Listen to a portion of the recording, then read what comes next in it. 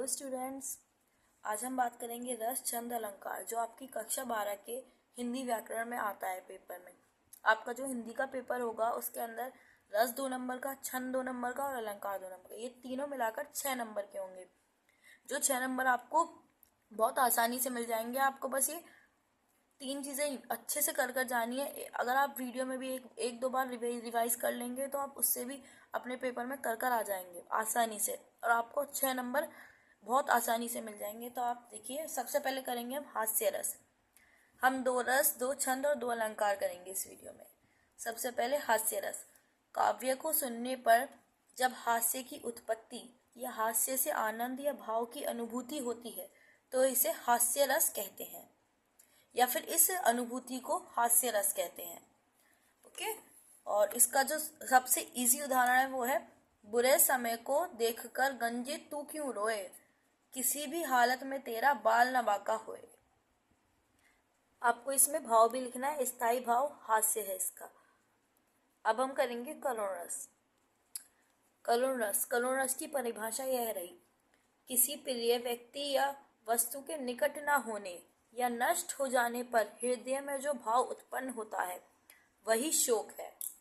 शोक क्या है? इसका स्थायी भाव। आप चाहो तो इसको अलग से नीचे लिख दीजिएगा, स्थायी भाव शोक।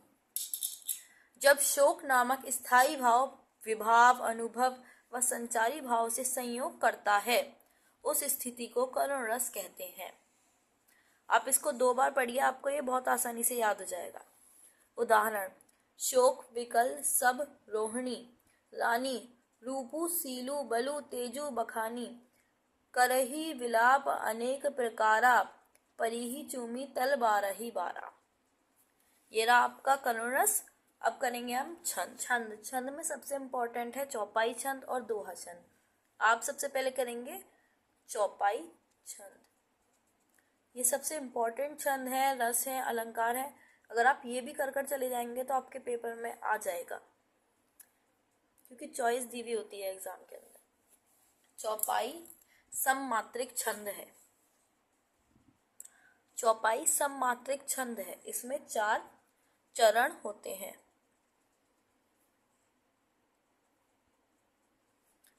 4 चरण होते हैं। प्रत्येक चरण में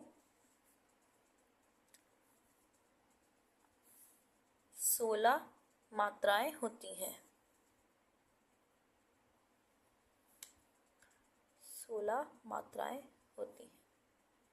इसका सबसे सरल उदाहरण है,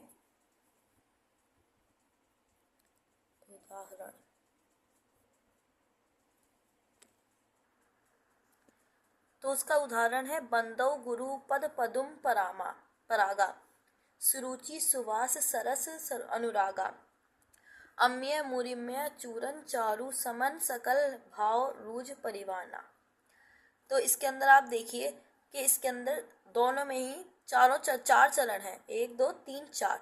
इन चारों चरण में 16 मात्राएं हैं।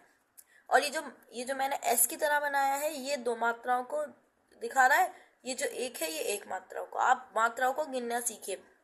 ओ ए आ, जैसे कि यहाँ पर देखिए, बंद अंकी बिंदी है तो यहाँ पर आएगा 2 मात्राएं। ऊ है तो 1 मात्रा, फिर ऊ है 1 मात्रा आएगा। ऐसे ही इसके अंदर ऊ और ओ, इस तो है एक मात्रा है। आप इस तरीके से काउंट करना सीख लीजिए। अब हम करेंगे दोहा छंद। देखिए, दोहा अर्धसम मात्रिक छंद है। इसमें 4 चरण होते हैं।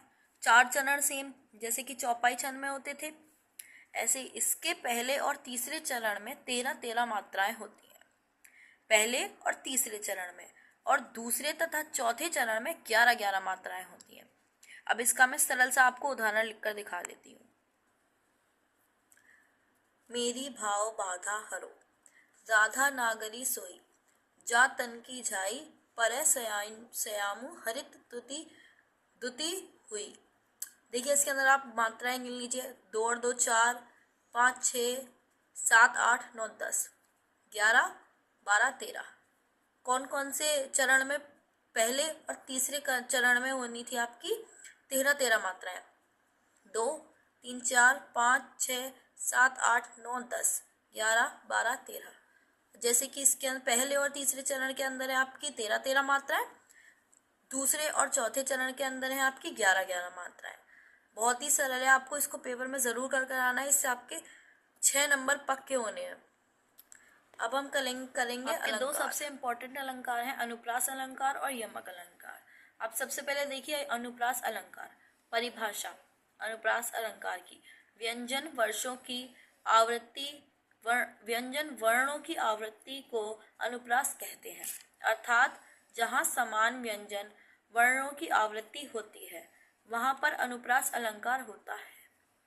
उदाहरण है इसका, कारी कूर को कीला, कहाँ को बैर, कादती री। इसका स्पष्टीकरण पर ये देखिए, उदाहरण में कै की आवृत्ति बार बार हो रही है, या अतः यहाँ पर अनुप्रास अलंकार है। जैसे कि आपको परिभाषा में कहा गया, वैसे आप उदाहरण में देखिए कै कै कै कै कै, तो इसके अंदर कै की आवृत्ति बार बार हो रही है, तो ये अनुप्रास अलंकार का उदाहरण है। इस तरीके से लिख कर आइएगा, आपको पूरे नंबर जरूर मिलेंगे।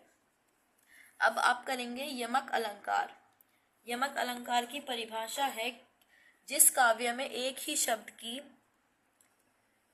जिस काव्य में एक ही शब्द की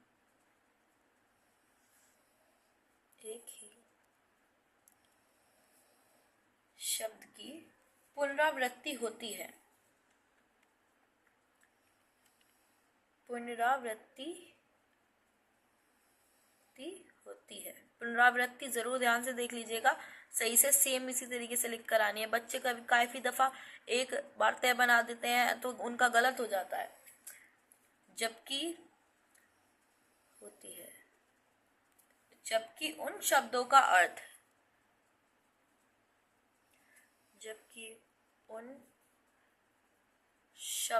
अर्थ अलग अलग होता है।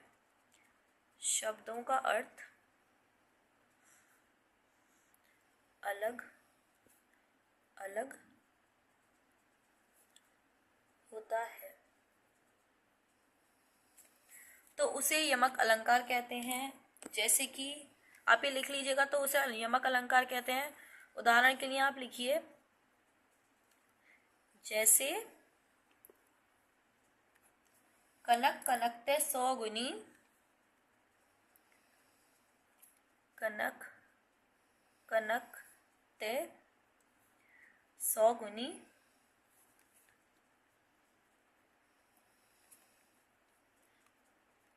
मादकता अधिकाय।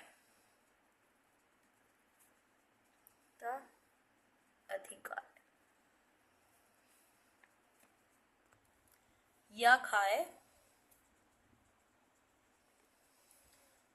बोराए जग, या पाए बोराए।